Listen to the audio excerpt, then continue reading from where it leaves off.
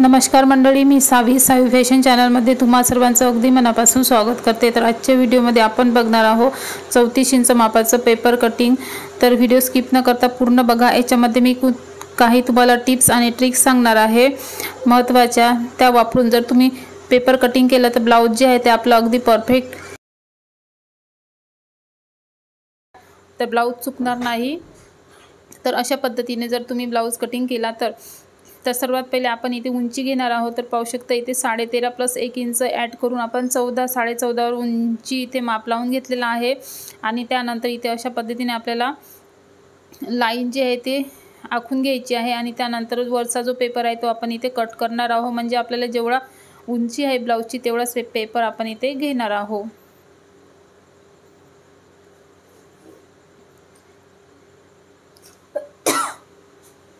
त्यानंतर आता इथे आपल्याला टाकायचं आहे शोल्डर। तर ब्लाउजचं जे शोल्डर आहे ते इथे आपल्याला पूर्ण टाकायचं आहे। तर पूर्ण शोल्डर जे आहे ते इथे मी 5.5 इंचावर इथे लावलेला आहे आणि 5.5 इंचावर पूर्ण एक मार्क करून घ्यायचा आहे। आणि त्याच्यामध्ये आपल्याला गळासुद्धा टाकायचा आहे आणि शोल्डर पट्टी आपल्याला किती ठेवायची ते सुद्धा इथे आपण मार्क करणार आहोत। आणि त्यानंतर 5.5च इथे आपण मुंड्याचं सुद्धा आपण इथे माप लावून घेतलेलं आहे। तर अशा पद्धतीने शोल्डर आणि मुंडा जे माप आहे ते इथे लावून घेतलेलं आहे, तर बघू शकता। त्यानंतर इथे सुद्धा आपल्याला 5.5 इंचच ठेवायचं आहे, ते सुद्धा आपण चेक करून घेणार आहोत। त्यानंतर आता आपल्याला इथे टाकायचा आहे छातीचा चौथा भाग। तर छाती जी आहे ती आपली 8.5 इंच म्हणजे 34 आहे, त्याचा चौथा भाग 8.5 इंच लावलेला आहे। आणि कमर जी आहे ती 29 इंच आहे, त्याचा लावलेला आहे चौथा भाग इथे। आणि त्यानंतर 1 इंच जे आहे ते बॅकचे टक्स आणि 1.5 इंचाची मार्जिन अशा पद्धतीने खाली लावलेला आहे। आणि वरच्या साईडनी सुद्धा 1.5 इंचाची मार्जिन लावलेली आहे। आणि त्यानंतर जे काही आपली मार्जिन आहे ती इथे अशा प्रकारे आपल्याला पूर्ण 2 लाईन आखून घ्यायच्या आहे सरळमध्ये।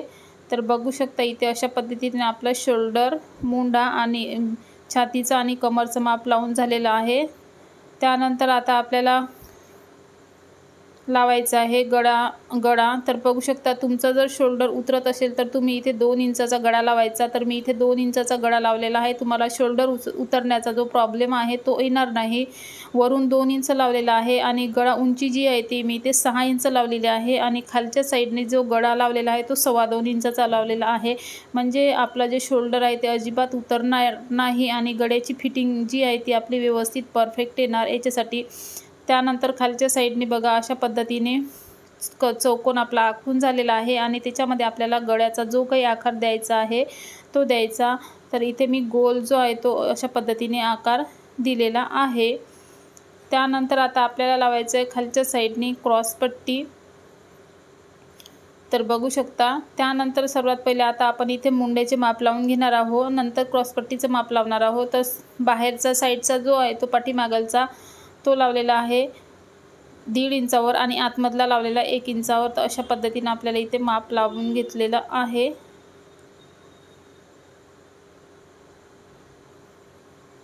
आणि त्यानंतर 2 जे आकार आहे आपल्याला पाठीमागचा मुंडा आणि समोरचा, त्याचे अशा पद्धतीने आपल्याला 2 आकार जे आहे ते लावून घ्यायचे आहे। तुम्हाला जर आकार लावता येत नसेल तर तुम्ही जे फ्रेंच कर्व आहे त्याच्या साहाय्याने सुद्धा आकार जे आहे ते लावून व्यवस्थित आपल्याला आकार देता येतो। तर अशा पद्धतीने आपण इथे मुंड्याचे 2 आकार लावून घेतलेला आहे। त्यानंतर इथे आपल्याला लावायचं आहे आता क्रॉसपट्टी। तर हुकलूकच्या साईडने लावलेली आहे 2.5 इंच आणि फिटिंगच्या साईडने लावलेली आहे 2 इंच।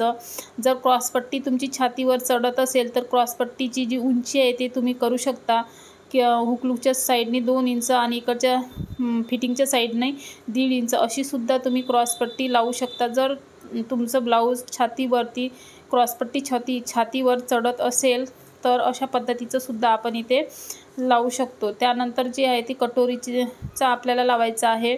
तर आपण इथे अशा पद्धतीने उभी रेष लावून आखून घेणार आहोत। फिटिंगच्या पासून आपल्याला 3 इंचावर अंतर घेऊन आपण एक लाईन पूर्ण अशी उभी आखून घेतलेली आहे आणि त्यानंतर आडवी सुद्धा। आणि त्यानंतर इथे अशा पद्धतीने बघू शकता कटोरीचा गोल आकार देण्यासाठी बगलमधून आपल्याला मुंड्यामधून आपल्याला 2 ते 2.25 इंचावर 2 मी पॉईंट आखून घेतलेला आहे। आणि त्यानंतर इथे अशा प्रकारे आपल्याला कटोरीचा जो गोल आकार आहे तो अशा प्रकारे द्यायचा आहे। तर बघू शकता इथे कटोरी आपली परफेक्ट अशी गोल आकारात आलेली आहे। आणि त्यानंतर आपल्याला डार्क रेषा जी आहे ती आखून घ्यायची आहे। तर बघू शकता इथे अशा पद्धतीने परफेक्ट जे आहे ते आपलं कटोरी ब्लाऊजचं ड्राफ्टिंग इथे झालेलं आहे। तर अशा पद्धतीने जर तुम्ही पेपर कटिंग केली तर तुमचं ब्लाऊज जे आहे ते अगदी परफेक्टच येणार आहे। तर बघू शकता त्यानंतर आता आपल्याला इथे पूर्ण कट करून घ्यायचं आहे।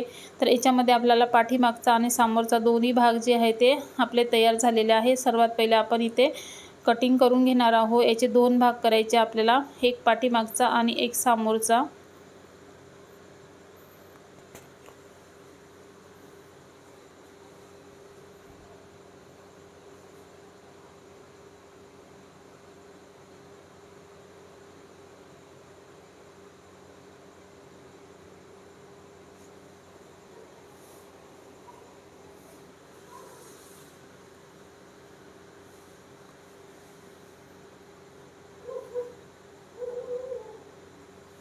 आणि त्यानंतर हे जे सगळे भाग आहे ते आपल्याला पूर्ण सेपरेट करून घ्यायचे आहे, की जेणेकरून आपल्याला हे जे कटिंग आहे व्यवस्थित सांभाळून ठेवून आपल्याला नंतर जो आपला ब्लाऊज आहे त्याच्यावर पूर्ण जे पार्ट आहे ते अशा व्यवस्थित ठेवून आपल्याला पूर्ण ब्लाऊज कट करायचा आहे। तर त्यासाठी आपल्याला हे जे भाग आहे पूर्ण सेपरेट आपल्याला करून घ्यायचे आहे।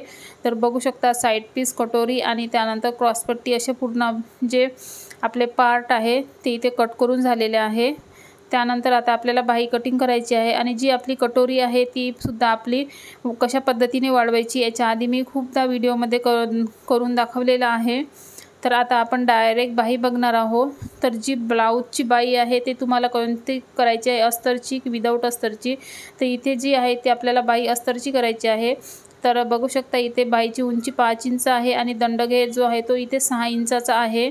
तर त्याचप्रमाणे आपल्याला इथे बाही कट करून घ्यायची।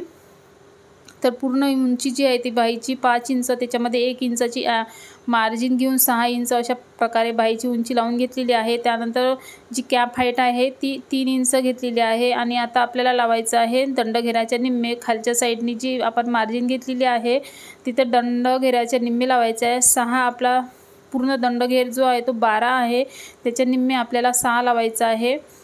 तर बघू शकता इथे अशा प्रकारे 6 जो आहे तो लावलेला आहे आणि त्याच्यासमोर 2 इंचाची मार्जिन लावलेली आहे। त्यानंतर जी कॅप हाईट आहे त्याच्यावर लावलेला आहे 6 इंच आणि त्याच्यासमोर आपल्याला घ्यायचं आहे 1.5 इंच आणि 1 इंचाची स्टिचिंग मार्जिन। अशा पद्धतीने आपल्याला इथे बाहीची जी आहे ते घेतलेलं आहे आणि त्यानंतर मार्जिन जी आहे ती आपल्याला इथे अशा प्रकारे आखून घ्यायची आहे। तर पाहू शकता इथे। आणि त्यानंतर मार्जिन आखल्याच्या नंतर जो काही भाग आहे त्याचा आपल्याला अशा प्रकारे टेप ठेवून मध्ये काढून घ्यायचा।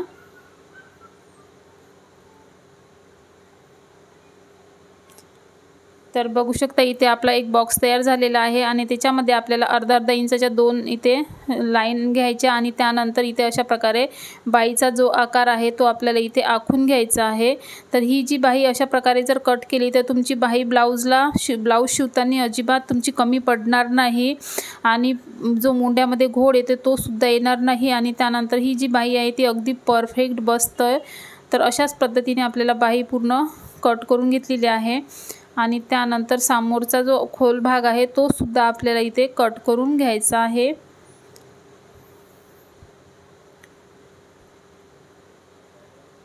तर बघू शकता आपलं जे आहे ते पूर्ण पेपर कटिंग करून झालेलं आहे। तर कसं वाटलं तर नक्की सांगा आणि व्हिडिओ जर आवडला तर व्हिडिओला एक लाईक जरूर करा। चॅनलवर नवीन आला असाल तर